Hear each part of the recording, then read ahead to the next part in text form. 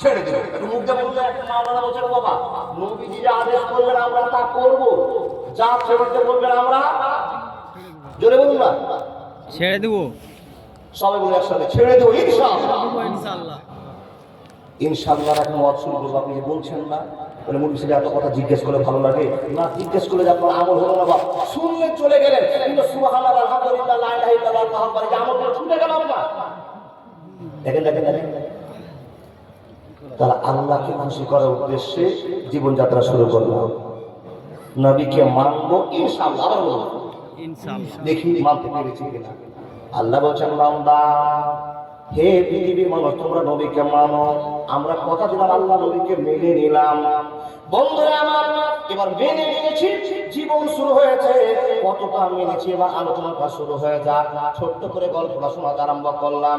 আল্লাহর নবী বলছেন, ও আমার উম্মতিরা তোমরা শুনে নাও, ও মুসলমান তোমরা কান করে শুনে নাও। আল্লাহ নবী তো কি উপদেশ দিচ্ছেন আপনি আমাদেরকে দিয়ে দেন।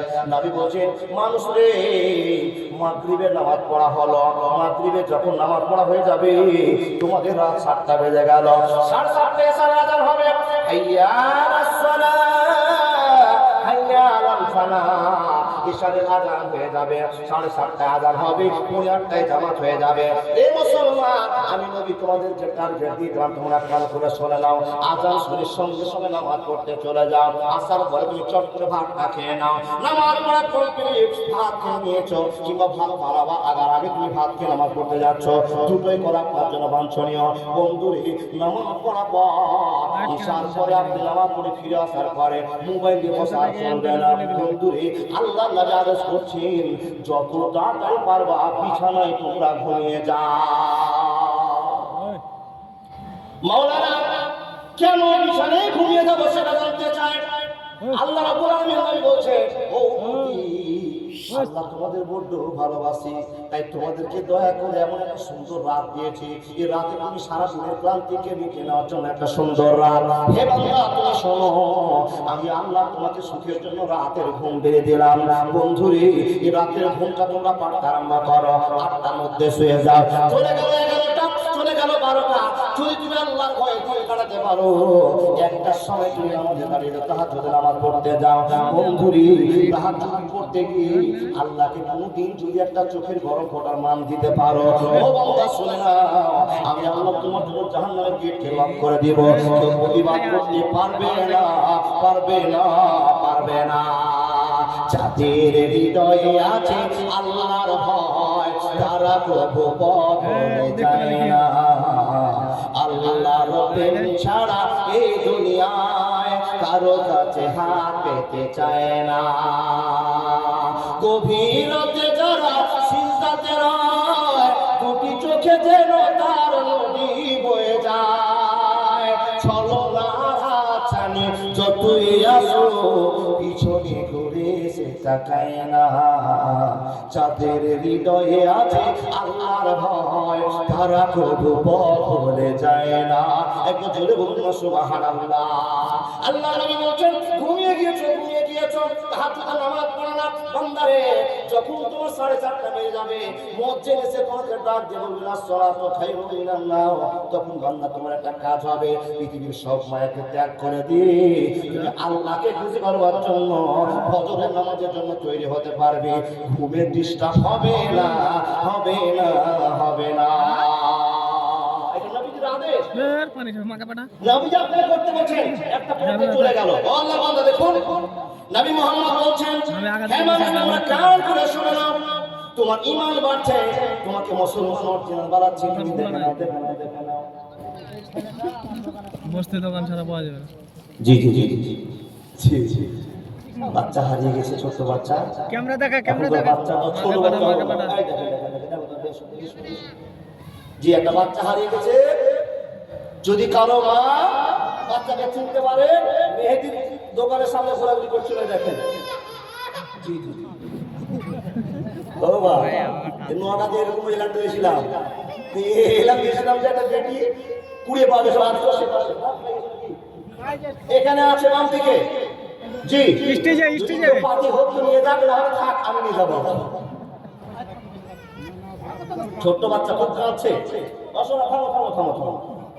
জি ছোট বাচ্চা কখন হাত থেকে ছুটে গেছে মাঝিরা পাগলা হয়ে আছে কি জি জি জি দেখেন দেখেন দেখেন দেখেন দেখেন নবীজি তারিখে জীবন চলছে ও বাবা নবীজি বলছেন উম্মতিরা তোমরা কান খুলে শুনে নাও আল্লাহ নবী কি বলতে চাইছেন নবী মুহাম্মদ বলছেন যখন সকাল হলো তোমরা নিজের কাজে চলতে আরম্ভ করলে নিজের জিন্দেগি বাসা করতে আরম্ভ করলে কামাইয়ের মধ্যে চলতে আরম্ভ করলে আল্লাহ তাবারাক ওয়া তাআলা বলছেন হে বান্দা সকল তোমরা কামাইটাকে সাহায্য করো কামাইটা হালাল ইনকাম করা তুমি পথ নির্বাচন করো উম্মতিরে হারাম কামাই করে বাড়িতে নিয়ে আসিও না হারাম কামাই করে বাড়িতে নিয়ে আসিও না হালালের সন্ধান করে যাও তোমার যদি সারা দিনে 50 টাকা কামাই হয় সে 50 টাকা বাড়িতে নিয়ে এসে গোটা পরিবার ভাগ চুপ করে তোমার পেটে অভাব থেকে যায় বান্দা তবু দিন চলে যাবে বান্দা তুমি শুনে নাও কোন মানুষকে ঠকিয়ে কোনদিন ইনকাম করে টাকা বাড়িতে নিয়ে আসবে না ও বাবা দেখে দেখে দেখে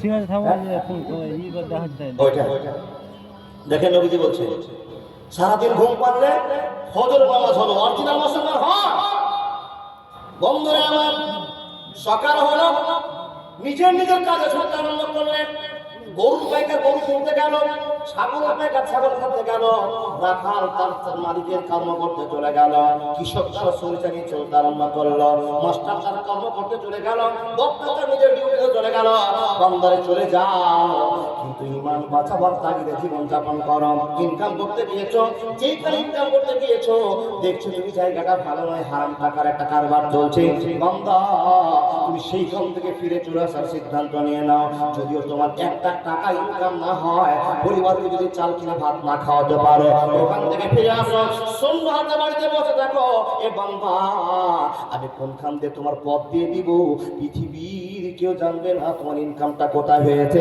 বন্ধুরে আল্লাহ তাবারাক ওয়া তাআলা খবর দিয়ে বলছেন মানুষকে ঠকিয়ে দিয়ে ইনকাম করি পরিবারকে তোমরা খাওয়ার ব্যবস্থা করিও না বান্দারে শুনে নাও একজন মানুষকে ঠকিয়ে ইনকাম করে নিয়ে আসার পর খাইয়ে দিলে কোনদিন জান্নাতে গন্ধ পাওয়া যাবে না যাবে না যাবে না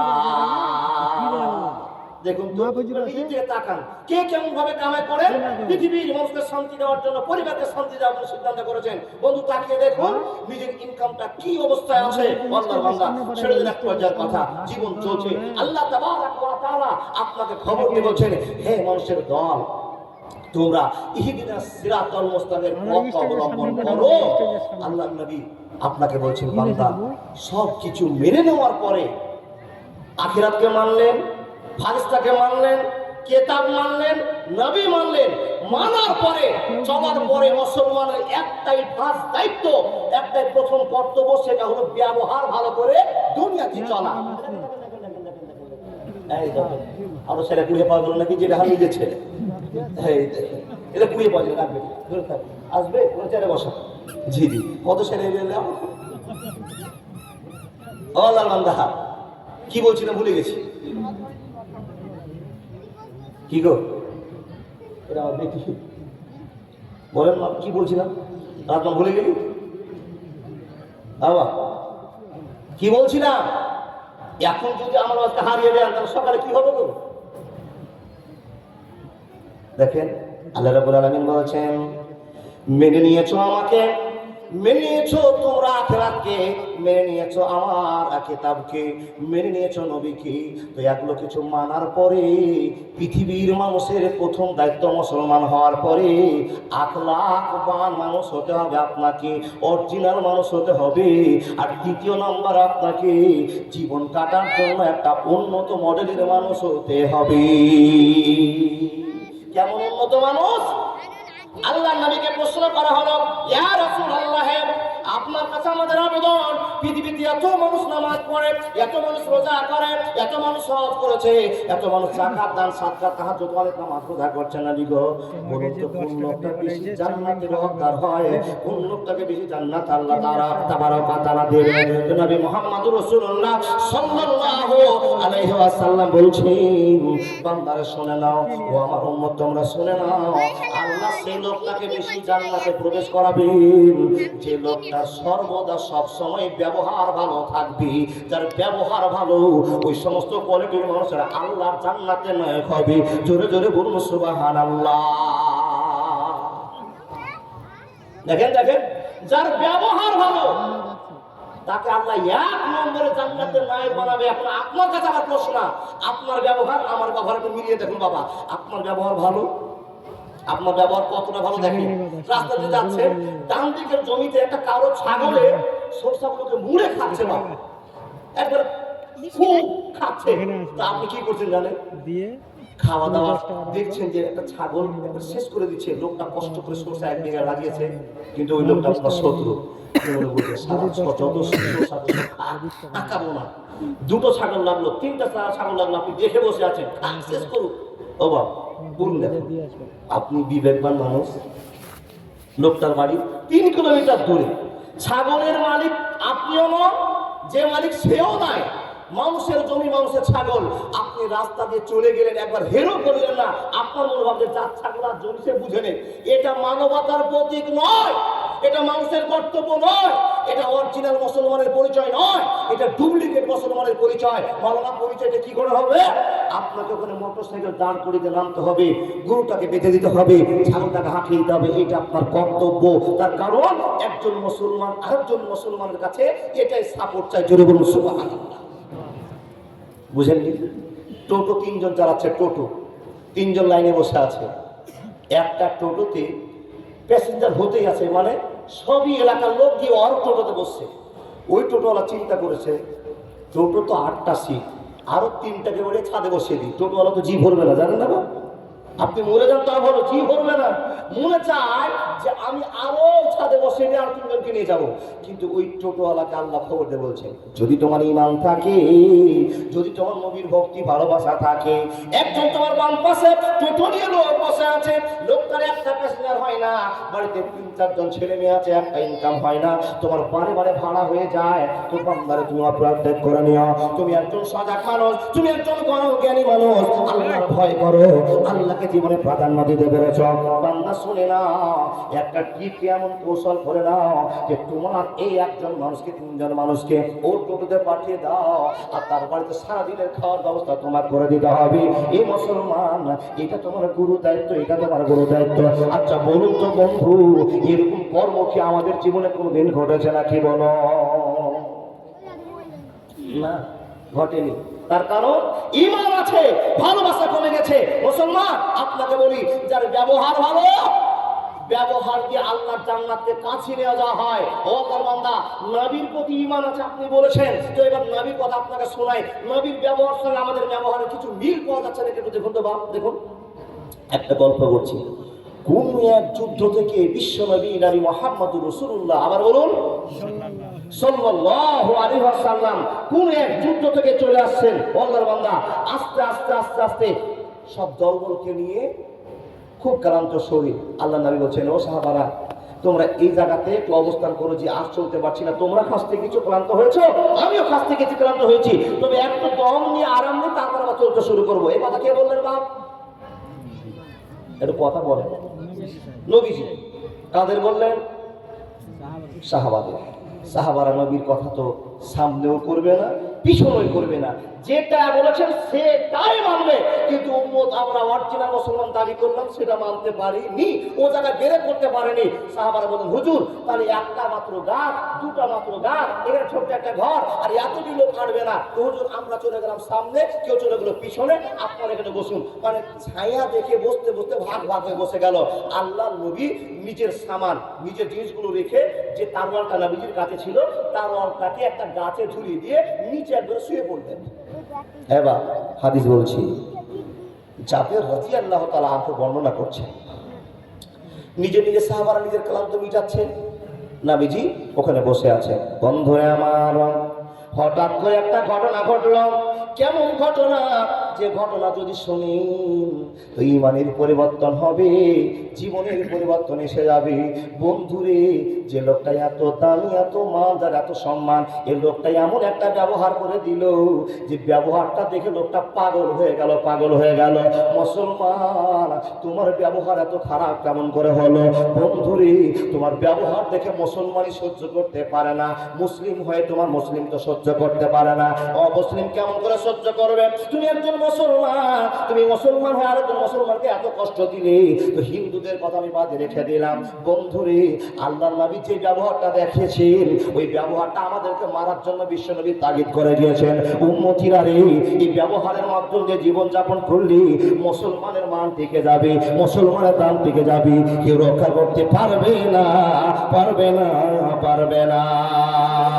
যে ইমান প্রয়োজনে চলে ওঠে না, যে ইমান সত্য নায়ের কথা বলে না, যে ইমান অন্তরে নাই, যে ইমান বাস্তবে নাই, মুখে শুধু ফাঁকা বলি, কি করে তারে বলো ইমান বলি, কি করে তারে বলো ইমান বলি। যে ইমান অন্তরে নাই, যে ইমান বাস্তবে নাই, মুখে শুধু ফাঁকা বলি, কি করে তারে বলো ইমান বলি, কি করে তারে বলো ইমান বলি। এক বছরে বলুন সুবহানাল্লাহ। বন্ধুরা আমার, বিশ্বনবী তার মলখানাকে ঝুলিয়ে দিলেন। ঝুলিয়ে দেওয়ার পর ঘুম পাচ্ছেন। সাহাবারা নিজের ধান্দায় নিজে সময় কাটাচ্ছেন। এমন তো সময় ফাতাহু রাজুলুন মিনাল মুশরিকিনা ফাতারাতা সাইফা। বন্ধুরা আমার, ঘটনা ঘটতে আরম্ভ করলো। আল্লাহর বান্দা নবীজি তরবারখানাকে ঝুলে রেখেছেন আর ঘুম পাচ্ছেন। এমন তো সময়তে একজন অমুসলিম, একজন মুশরিক লোক এসে ওই তরবারখানাটা গাছ থেকে পড়ার পর নবীজিকে জাগিয়ে বলছেন, হে নবী মুহাম্মদ, বলো তো তোমাকে আমার হাত থেকে কে এখন বাঁচাতে পারে? তুমি একবার বলো, জোরে জোরে বলুন না লিল্লাহি তাকবীর। ভাইরা আমার, বন্ধুরা আমার, আল্লাহ নবীর চোখ কচিলে উঠছেন। বাবা হাদিসের মাফহুম, হাদিসটা ছেড়ে দিয়ে আপনাকে যেরকম করে বুঝার কথা আপনাকে বুঝাতে আরম্ভ করলাম। তার ধরে আছে নবী মুহাম্মদকে তাকিয়ে দেওয়ার পর বলছেন, হে নবী মুহাম্মদ, আমাদের সঙ্গে যুদ্ধ করে ফিরে আসছিলা তুমি বাড়িতে, অনেক গল্প তোমার জানা। নবী হে, তুমি বলে দাও, আমার হাতে তরোয়াল, তোমার হাতে কিছু একটা জিনিস নাই। মুহাম্মদ, বলো তো আমার হাত থেকে তোমাকে কে বাঁচাবে? একবার তুমি বলে দাও। নবী মুহাম্মদ ডানে বামে সামনে পিছনে চিন্তা করলেন না, এক বাক্যে বললেন, আমাকে বাঁচার মালিকের নাম হলো আল্লাহ। জোরে জোরে বলুন না সুবহানাল্লাহ।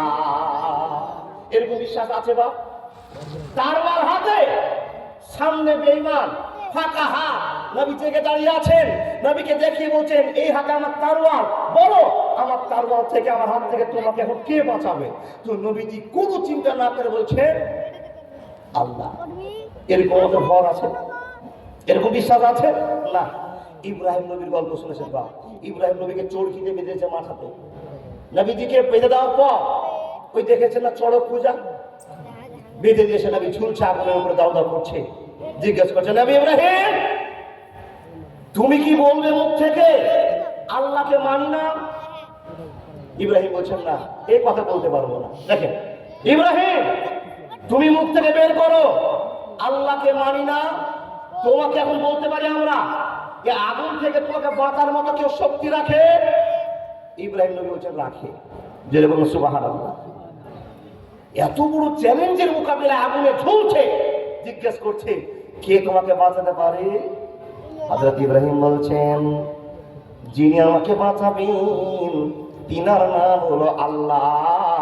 একবার মুখ থেকে বলুন, হাসবুনাল্লাহু ওয়া নি'মাল ওয়াকিল।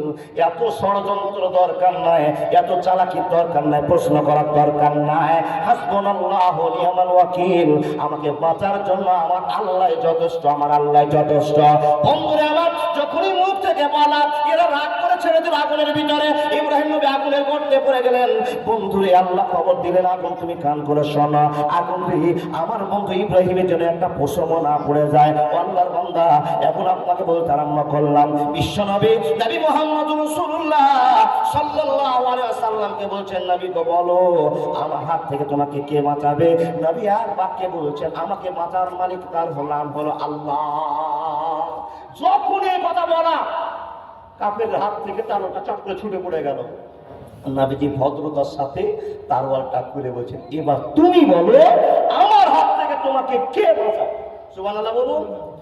বন্ধুরে আমার, এবার প্রমাণ দিব আপনাকে ব্যবহার কাকে বলে, মুসলমান কাকে বলে, নবীর পরিচয় কি।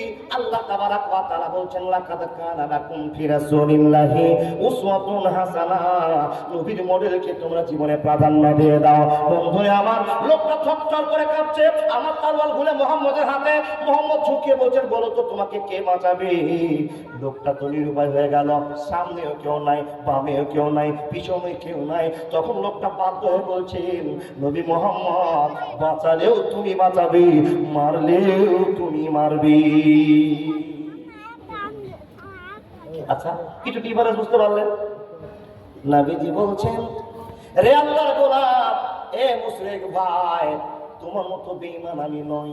যাও যাও যাও, আমাকে ফাঁকা সময়ে শুইয়ে দিয়ে আমার তরোয়ালটা হাতে করে আমাকে মারার সিদ্ধান্ত নিয়েছিলে।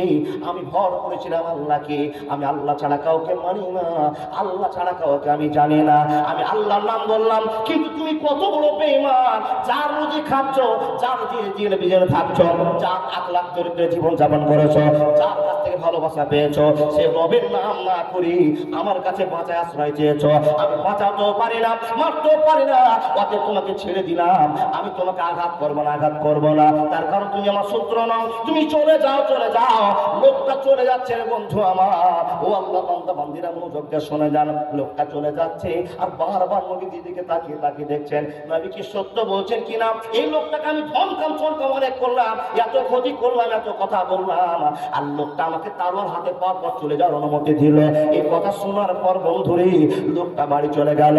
বাড়িতে চলে যাওয়ার পর যে ঘটনাটা ঘটছে, আল্লাহর বান্দা বান্দিরা গোটা এলাকার লোককে, সঙ্গে বন্ধু বান্ধবকে বলছে, ও বন্ধুরা, আমি একটা ঘটনা ঘটে আসলাম, একটা ঘটনা করে আসলাম। কি ঘটনা ঘটেছিল বন্ধু বলো। বলে এই থেকে এই ঘটনা হলো। লোকটার কাছে আলোচনা শুনলে সবাই, বন্ধুরে ওই লোকটা ফিরে এসে নবীজিকে বলছে, নবী গো, বাড়িতে আর আমার সময় থাকে না, সময় টিকে না, আমি আপনার কাছে ফিরে আসলাম। ইয়া রাসূলুল্লাহ, আপনি আমার কাছে তরোয়ালটা কেড়ে নিয়ে আপনি পেয়েছেন নিজের হাতে। নবী গো, আপনার সম্পূর্ণ শক্তি ছিল, তারপর আপনি আমাকে ছেড়ে দিবেন, এটা মানুষের পরিচয় হতে পারে না। নিশ্চয় আপনি আল্লাহর ভয়ে কাজ করেছেন, যাকে আপনি ভয় করেছেন তাকে আমি প্রাধান্য দিয়ে, আপনাকে প্রাধান্য দিয়ে আশহাদু আল্লা ইলাহা ইল্লাল্লাহু ওয়া আশহাদু আন্না মুহাম্মাদান আবদুহু ওয়া রাসূলুহু। রহিম জানি আসিয়াছো মাওলারি দরবারে, আল্লাহ তারায় না মরে, তোমারি দরজার গোলাম তোমারি দোয়ারে, তোমারি দরজার গোলাম তোমারি দোয়ারে। রহিম জানি আসিয়াছো মাওলারি দরবারে, আল্লাহ তারায় না মরে, তোমারি দরজার গোলাম তোমারি দোয়ারে। আসিবার কথা ছিল নিয়া নেকির বোঝা, ভাগ্য দোষে আসতে হলো নিয়া গোনার বোঝা। আসামি রক্ষিকারকে হবে কান গড়াতে, আল্লাহ তারায় না মরে, তোমারি দরজার গোলাম তোমারি দোয়ারে। এক বছরে বলুন লিল্লাহি তাকবীর। বন্ধু ও বাজান, আপনি ভেবেছেন কি আল্লাহর নবীর প্রতি ঈমান এনেছেন বটে, কিন্তু সেই নবীর বিচারটা দেখলে, নবীর ব্যবহার দেখলে, নবীর ব্যবহার দেখিয়ে পাগল করে ঈমানদার বানিয়েছে, লাইনে নিয়ে এসে। বন্ধু এখন আপনাকে বলি, আল্লাহর নবীর একটা হাদিস আছে, কি বাল্লেগু আন্নি ওয়ালাউ আয়া। দেখেন দেখেন, বাল্লেগু আন্নি ওয়ালাউ আয়া, তুমি যেটা জানো তোমার বন্ধু বান্ধবকে সে কথা তুমি জানিয়ে দাও। সমস্ত পৃথিবীর মুসলমান আল্লাহর নবী এই খবরটা দিলেন, নাকি বলো না? জি। তো এখন আপনি একজন ইমানদার মুসলমান, আপনি পাকা নামাজি, তো আপনাকে বলেছেন তুমি যদি বাইত বাণী জানো, তো তোমার কেউ যদি জানে বা আমি বাইত বাণী না জানি, তোকে জানাও। এবার দেখেন আপনি কি করতেছেন, বা বাইত বাণী শিখাতে এসছেন। তো যে লোকটাকে বাইত বাণী শিখাবেন, একটা গরিব মানুষ, থার্ড ক্লাস লোক, জীবনযাপন তো বুঝে না। মানুষ তো মানুষই দিন চলছে বাবা, এমন একটা সময় চলছে, আপনি বাইত বাণী শিখাতে এসছেন। তো ওই লোকটার সময়ের কোনো কাজ ব্যবহার চলছে, কিংবা সময়ের দিতে পারছেন আপনার কাছে, শিখাতে এসছেন, কিংবা আপনি তো পাকা মুসাল্লি নামাজি, কোন লোক রাস্তাতে হেঁটে যাচ্ছে, তো ওই লোকটাকে আপনি বলছেন, এই শোন,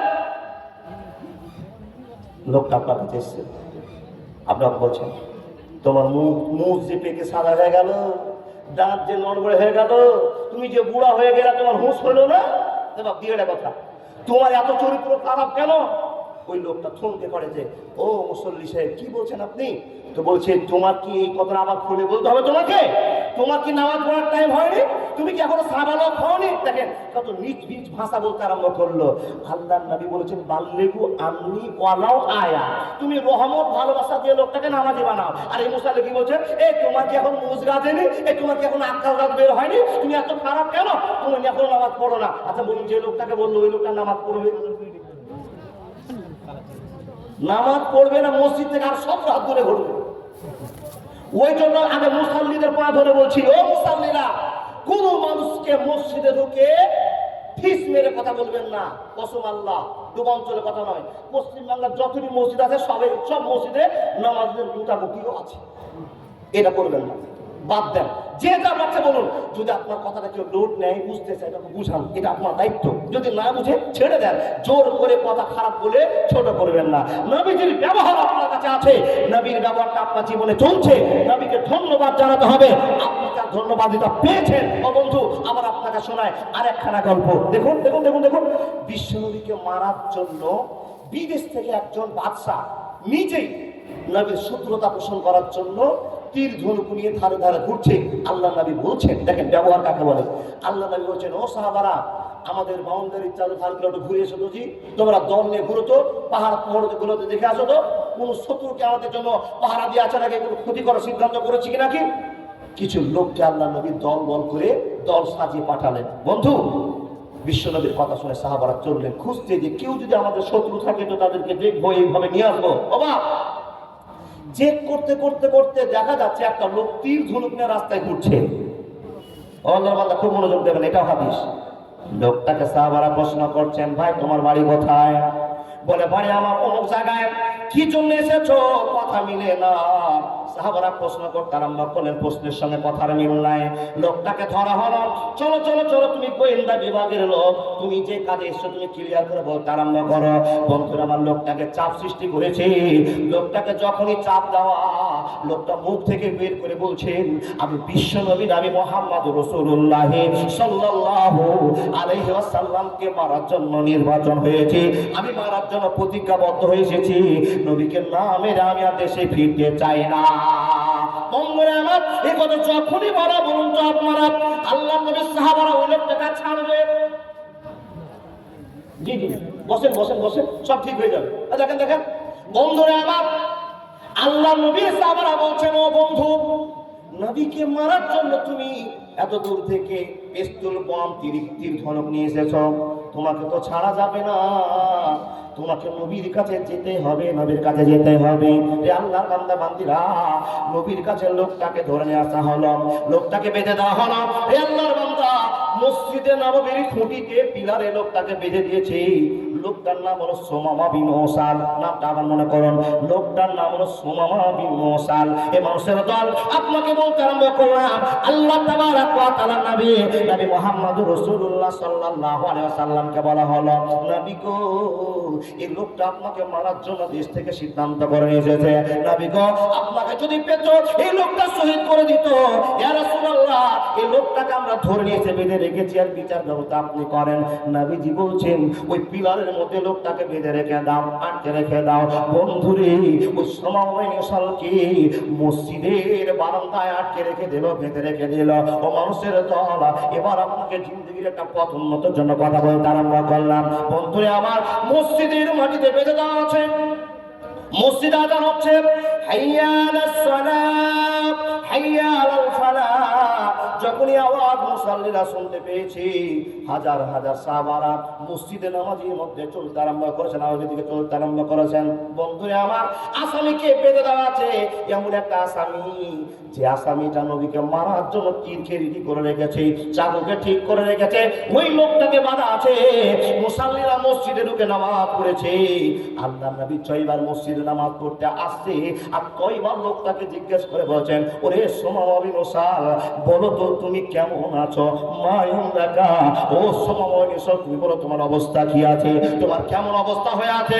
সুমামা বিন ওসাল বলছেন, হে আল্লাহ পাকের নবী, নবী মুহাম্মদুর রাসূলুল্লাহ, উচ্চ কণ্ঠে বলুন সাল্লাল্লাহু আলাইহি ওয়াসাল্লাম, আপনি আমাকে যেমন দেখছেন আমি সেই অবস্থায় আছি, কোনো অবস্থার পরিবর্তন আমার হয়নি।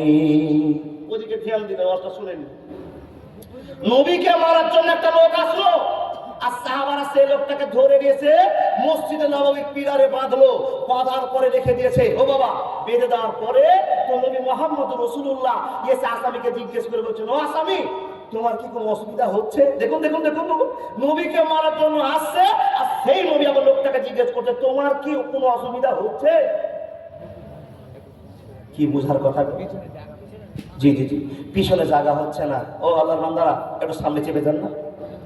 এটা তো সুখদেবপুর, মহিলাদের দেখছে অনেক মা বোন দাঁড়িয়ে আছে, অনেক মা বোন দাঁড়িয়ে আছে, অনেক দাঁড়িয়ে ঢুকতে পারছে না অনেক মা বোন। দেখুন পিছনটাকে ফাঁকা করে দেন, সামনেটা আপনি কর্তব্যটা আপনার পালন করুন। তো পুরুষদেরকে বলবো, ও বাবা একটু আসেন না, চাপেন। বক্তা যে আছে আলহামদুলিল্লাহ, দুইজন টুকর টুকর বক্তা আছে, আপনাদের সামনে এক্ষুনি চলে আসবে ইনশাআল্লাহ। আমার মা বোনদের বলবো, পিছনটা ফাঁকা করে দিয়ে সামনে একটু বসুন। ও মা, আমি এটা দেখতে পাচ্ছি পুরুষেরা তো এক বাক্যে কথা শুনে নিয়েছে, কিন্তু মহিলারা মনে হয় শুনেনি। দেখুন দেখুন দেখুন, মহিলা ও মা বোন দিদিরা, জি নড়তে শুরু করেছে। বিশ্বাস হলো পুরুষেরা একবার ঠিক বুঝে গিয়েছে, আর সঙ্গে সঙ্গে কাজটা করে ফেলেছে। আলহামদুলিল্লাহ আলহামদুলিল্লাহ। ও আল্লাহর বান্দা, আমার এই হাদিসটা শোনার পরে আপনাদেরকে আর অবসর হবে না ইনশাআল্লাহ।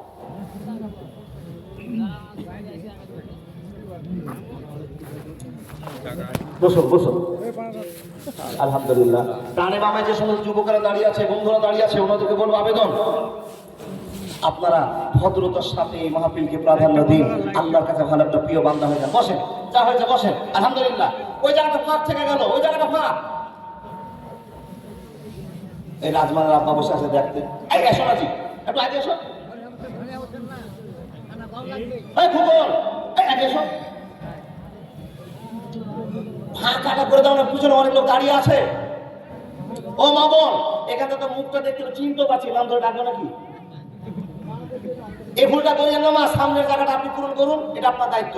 দেখুন দেখুন দেখুন, হাদিস বলছিলাম একটা, যেই লোকটা নবীজিকে মারতে এসছে, সাহাবারা সেই লোকটাকে ধরে নিয়ে এসছে, মসজিদে বেঁধে রেখেছে, আর নবীজি জয়বার নামাজ পড়তে আসছে, জয়বার জিজ্ঞেস করে বলছেন, সোমামা, ও সোমামা, মা যা ইন্দাকা, তোমার অবস্থা কি, কেমন আছো তুমি?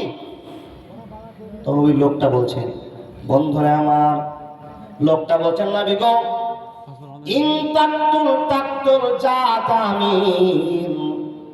আপনি যদি মনে করেন আমাকে হত্যার বদলে হত্যা করবেন, তাও আপনার শক্তি আছে।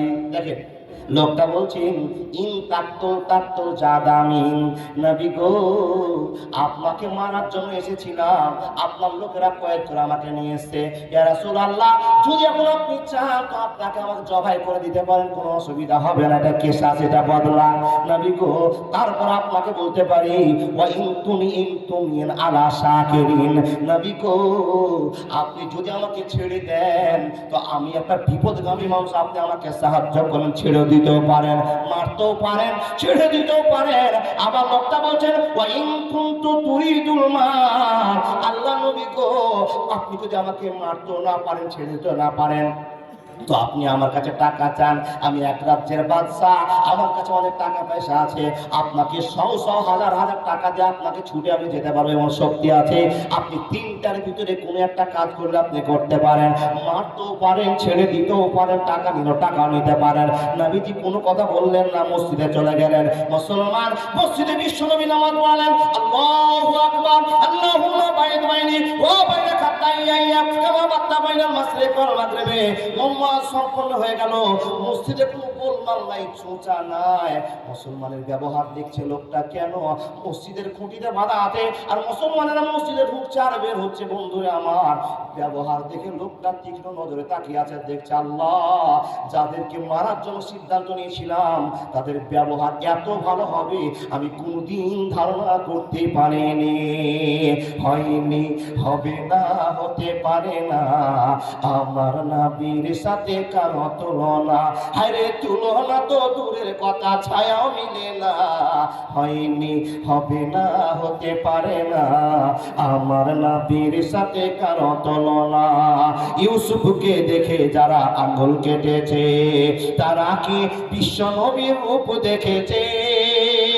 আরে দেখতে যদি কেটে দিত কলিজা খানা, হয়নি, হবে না, হতে পারে না, আমার নবীর সাথে কারো তুলনা। একবার চিলিয়ে বলুন না লিল্লাহি তাকবীর। এই নবীর সাথে কারো তুলনা হতে পারে? বন্ধুরা আমার, খুঁটি দিয়ে বাঁধা অবস্থায় মুসলমানের ব্যবহার দেখছেন। হাজার হাজার মুসলমান যখন আল্লাহু আকবার ধরে পড়ছে, আল্লাহ সবার বড়, আল্লাহ সবার বড়, এই শব্দ শুনে হাজার হাজার মুসলমান মসজিদে ঢুকছে। বন্ধ ভদ্রতার সাথে উজু করছে, লোকটা দেখছে খুঁটি দিয়ে বেঁধে আছে, লোকটা দেখছে আর দেখছে মুসলমানের ব্যবহার, একজন আরেকজনকে সালাম কোলাকুলি করছে, এত সুন্দর ব্যবহার, কোনো হইচই নেই। মাবুদের কাছে সিজদায় পড়ে মাটিতে সুবহান রাব্বিয়াল আলা, সুবহান রাব্বিয়াল আলা, সুবহানাকা আল্লাহুম্মা রাব্বানা ওয়া বিহামদিকা আল্লাহুম্মা গফিরলি। 5 মিনিট সিজদাতে পড়ে পড়ে মাবুদের কাছে কাঁদছি। বন্ধুরে, পিছন থেকে লোকটা দেখছে এই মুসলমানরা কেমন কাজ চালু করেছে, কেমন কাজ চালু করেছে। বন্ধুরে আমার, দেখতে দেখতে দেখতে দেখতে 3 বার নবী আসছেন, আর 3 বার নবী জিজ্ঞেস করছেন সোমাবেন হোসেন, তুমি একটা মার্ডার কেসের আসামি, আমাকে মারার জন্য এসেছিলে, কিন্তু সোমাবেন রে, তুমি বলো তো এখন বর্তমানে তোমার অবস্থাটা কি আছে? আবার যখন নবী প্রশ্ন করলেন, 3 বারের বেলায় লোকটা একই উত্তর দিয়ে বলছেন, নবী গো, আপনি চাইলে ছেড়ে দিতে পারেন, আপনি চাইলে আমাকে মেরে ফেলতে পারেন, আপনি চাইলে আমার কাছে টাকা দিয়ে আমাকে মুক্তটা করে দিতে পারেন, এছাড়া আমি আর কিছু বলতে পারি না, পারি না, পারি না।